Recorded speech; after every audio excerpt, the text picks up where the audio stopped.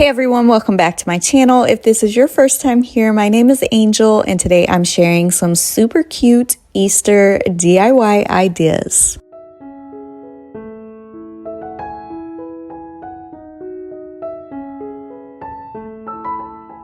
For this first project, I'm going to be using two of these wood ribbon spools I had. I've just had these laying around and thought these would be super cute for this project. I'm also going to be using this little leaping bunny. I just traced this out from my computer onto a piece of cardstock and then cut that out. To make the bunny, I grabbed a large ball of clay and I'm just going to kind of knead that around in my hand and then I'm going to start rolling that out. But I do want that to be super thick, so you can see here I rolled it out and then I kind of flipped it into itself. Then I will roll it just a little bit more, just enough for that bunny piece to fit on. Then I just laid my bunny template on top of my clay and I'm going to use a little box cutter to cut that out.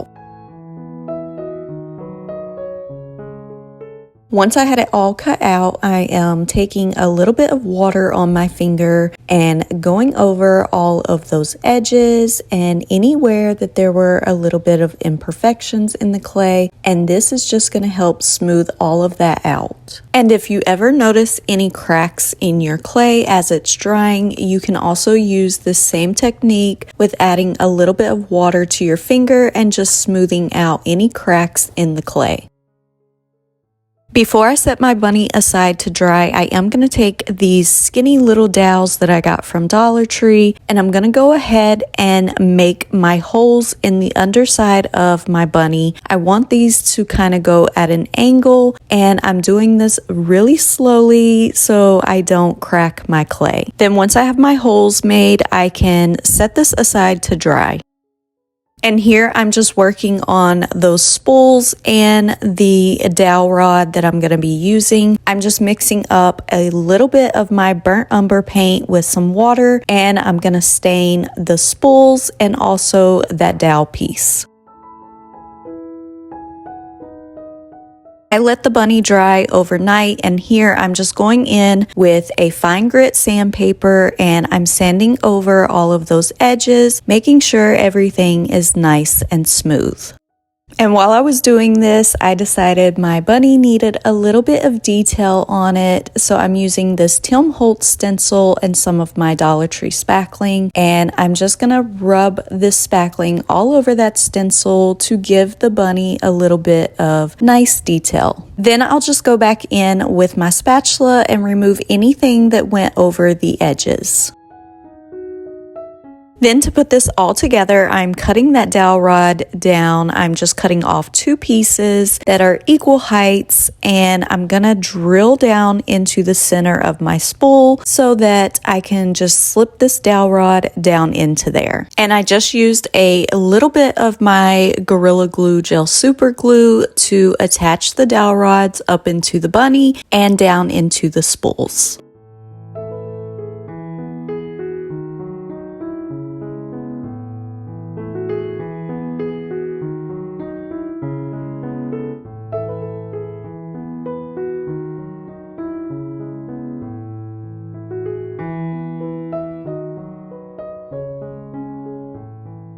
This next project is inspired by something I saw from Martha Stewart. She made a little egg moss topiary tree and I really wanted to try it. So I picked up some of Dollar Tree styrofoam eggs, one of their styrofoam cones, this little dish from my local thrift store, and then I also picked up one of these round cone looking styrofoam pieces from Dollar Tree as well. But to start, I went ahead and ripped off all of the little hanging pieces from those styrofoam eggs. Then I mixed a little bit of my white chalk paint with some of my Apple Barrel Antique White, and I'm gonna use some skewers to hold these eggs while I'm painting them. I just found that this works so much easier than trying to hold on to the eggs while you're painting them. So I'm just sticking the eggs one on each end of the skewer and painting all of these with just one coat of this paint. I really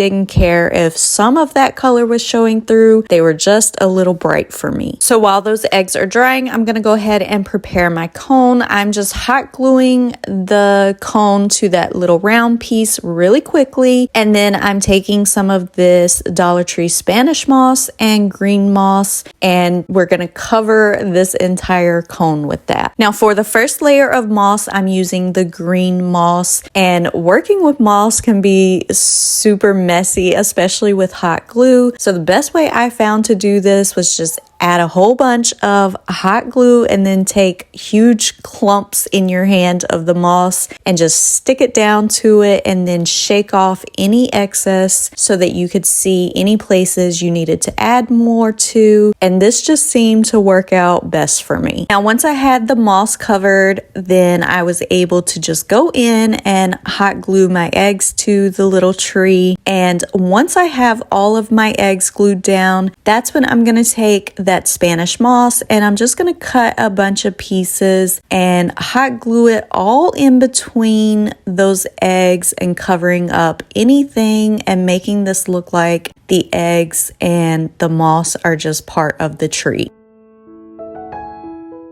And finally for this project, I wanted to add a little topper on here. So I'm just using one of these glass knobs from Dollar Tree.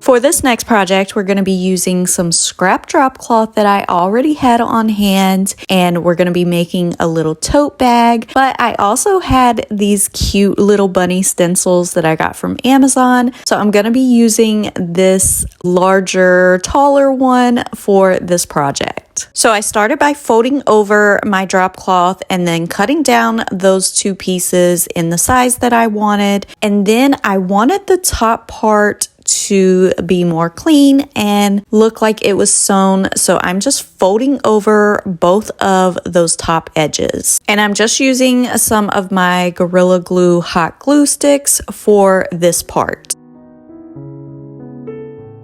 Then once I had those top edges finished, I was able to glue 3 sides together, just leaving that top part open. And I'm using my Aleene's Fabric Fusion to do this part. But you could totally use hot glue if you wanted. Once my glue was dry, I was able to turn this right side out. And here I am taping down that bunny stencil. And then I'm using a small brush and some of my black chalk paint. And I barely have any paint on my brush as I'm doing this. I didn't want this to be super dark. I kind of wanted it to look stamped on here. So I'm patting my brush off as I'm doing this. Now you may have noticed that I accidentally stenciled that little piece of grass that's on the stencil. Right there, you can see it. So I ended up having to add another little piece of grass just to make it look like it was on purpose. Now, once my bunny was dry, I also wanted to add in some grain sack stripes to this. So I'm just using painter's tape and I made my own little lines. I did a skinny line closest to the bunny on both sides with that painter's tape. And then I'm taking some more painter's tape, and beside the skinny lines, I will add in a larger line. And I'm just doing my lines with some Waverly chalk paint in the color moss green. And finally, to finish this off, I just needed to make a handle for the tote bag. So I'm just cutting down a piece of that drop cloth that I had left over, and I am folding in one of the edges just to give this a nice clean look. Then all I had to do was glue that handle to the inside of my bag, and I'm just adding some hot glue right in the inside where the corners meet and wrapping these handles around those pieces.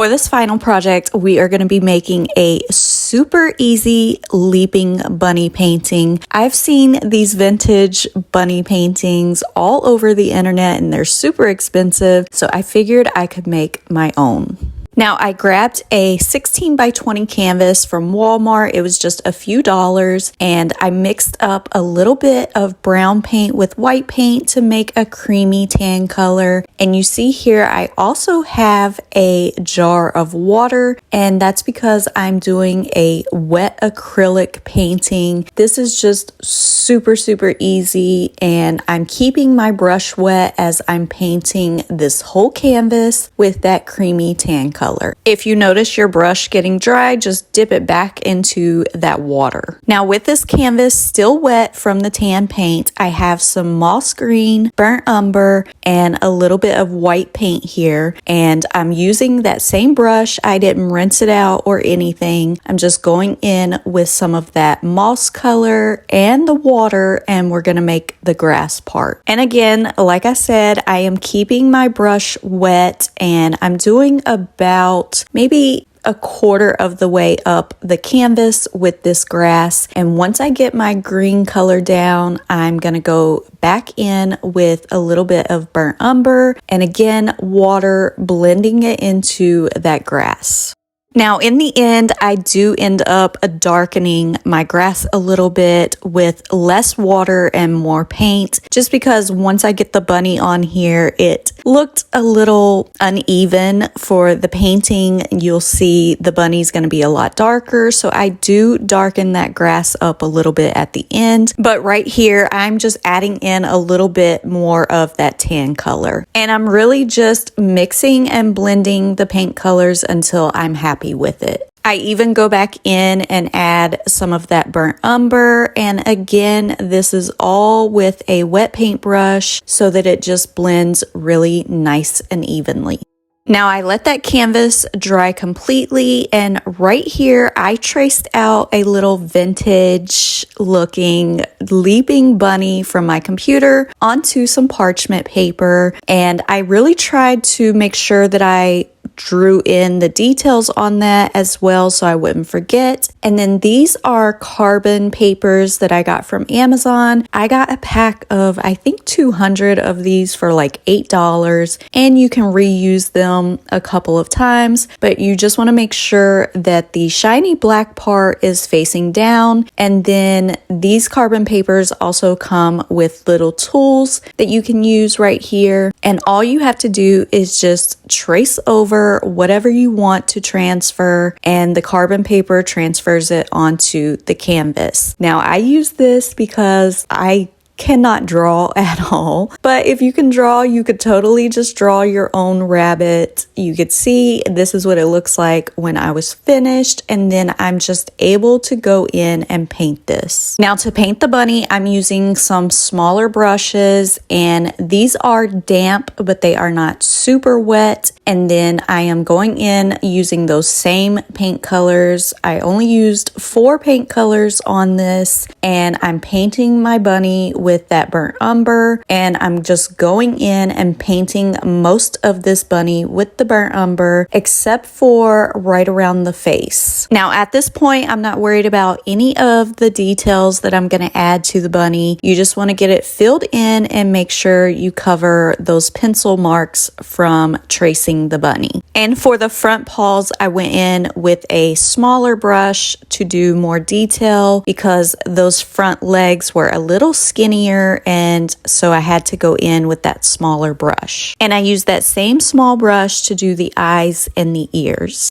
Then I switched back to the brush I used to fill in the bunny, and this is that tan cream color that we used on the background. I just went in with that color on his belly to do the underside, and then his tail a little bit, some on the back paws, and a little bit on the front legs as well. And as I'm doing this, I'm also taking some of that burnt umber, a little bit of water, and just blending it all in. Now here for that top part of his head, I mixed up a little bit of that tan color with a little more of that burnt umber, and again, using some water, some more of that burnt umber, just kind of blending this all in. And I do want to mention, as I'm doing this, I do have my computer screen open with the inspiration of the bunny, so I'm pretty much just following those colors. And right here, I'm kind of starting to do a little bit of the outlining where any of the lines were on the inspiration. That's what I'm doing right here, changing any of the colors a little bit. You really just can't go wrong with this. You can change the colors as much as you want. If you mess up somewhere, you can always paint over it and just start over, but you can totally see the shape of the bunny coming out right now. And once I finished painting everything and it looked kind of the way I wanted, I'm going back in with some crayons. Now, I have white, which I'm going to do under the belly, and I also have a brown color and burnt sienna, which I'm going to add to the bunny's fur. This is going to give it a ton of texture and different shadows and tones. Now, I also had gray, but I ended up not using gray and pulling out a black.